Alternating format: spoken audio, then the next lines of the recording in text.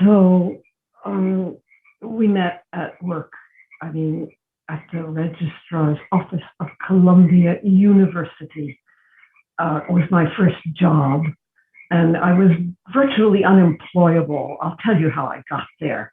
Well, I had flunked out of uh, my first year of college ignominiously, and I had to go back to New York City to my parents' apartment. I call it the scene of the crime. And I had to do something, and I had never babysat or done food service. I could type because they sent me to speed writing school. So my parents called in a favor from my old nanny, whose name was Amelie Sullivan. She was German, but she had married the Irish postman because she kept waiting for letters that never came. And so she had moved up in the world. She was working at the registrar's office, and she shoehorned me in to get a job. I was a transcript clerk, and all I had to do was pass out some forms, make some copies, etc. But there I was running around in a peasant blouse, and this was the late 50s. Remember, burn your bra? Of course, I had burned it. And so every time I went to the Xerox machine to make those copies, and when I bent over to make the copies, anyone in the vicinity would get an eyeful. There were a couple of guys who got an eyeful. They were army buddies who had come to New York City from the South, where they had gotten together, and they were coming to make their fame and fortune, which you don't get at the registrar's office. But still, it was Ed, the one from the South, who kind of snagged me first. And why Ed?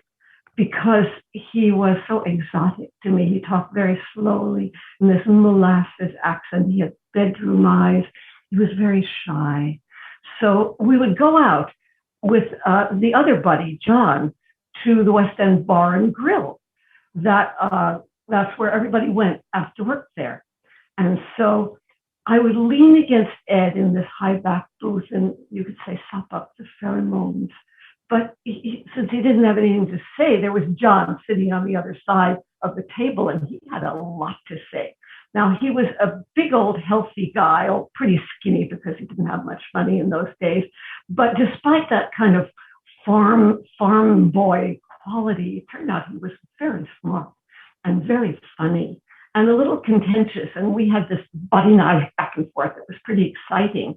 And then it got cold feet because I was a wild, braless Jewish girl, and he had a fiance tucked away in Lynchburg, Virginia.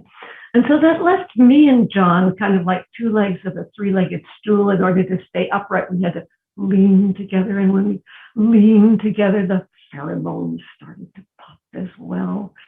And so there we were.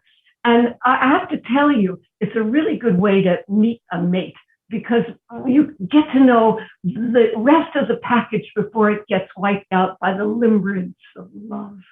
And so I had this package, and he had this package, and we loved it so much that we moved in together. Can you believe it?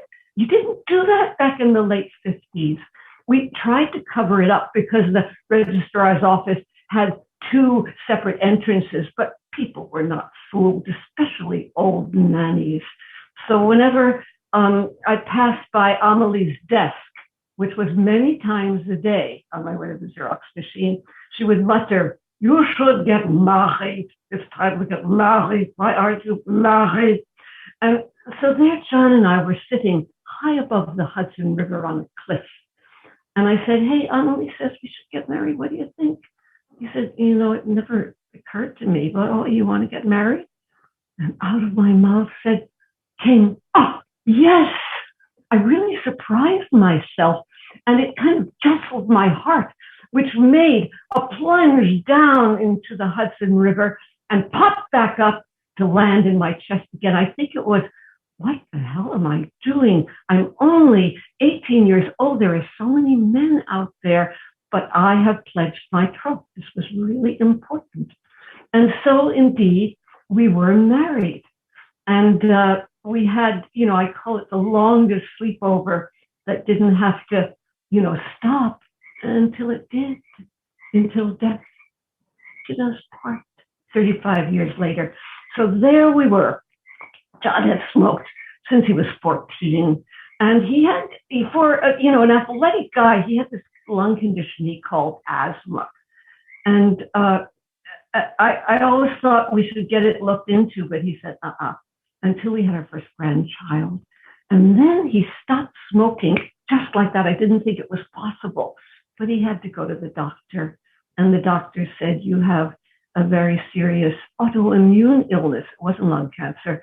And there's some drug that might kind of help, but if it doesn't help, it'll take you out. And so indeed, the drug took him out. And there he was on a ventilator. And I was in the ICU and he couldn't breathe on his own. Now, John had a kind of an exquisite sense of timing. And we had planned that we were going to unplug him since it was hopeless. The Friday morning when you could be surrounded by family, as they say. But John knew when he wanted to depart. It was going to be between him and me. And so there I was standing with my hands on his torso. He looked like a felled Roman statue. He was so well fleshed, even with this awful disease. And right under my fingers, I felt, a leap. And it was like my heart flew out of my chest, but instead of dropping down, it went out into the cosmos and then returned to me. I felt both enormous and tiny at the same time. And I realized that John had given me an extraordinary gift. He had released me to a life that I had never experienced before, because I went straight from my parents' apartment to living with him. And now I was going to be an independent woman. And for that, I am hugely grateful. 2 leaps, beginning and end, but I know there's going to be more leaps in my life. Thank you very much.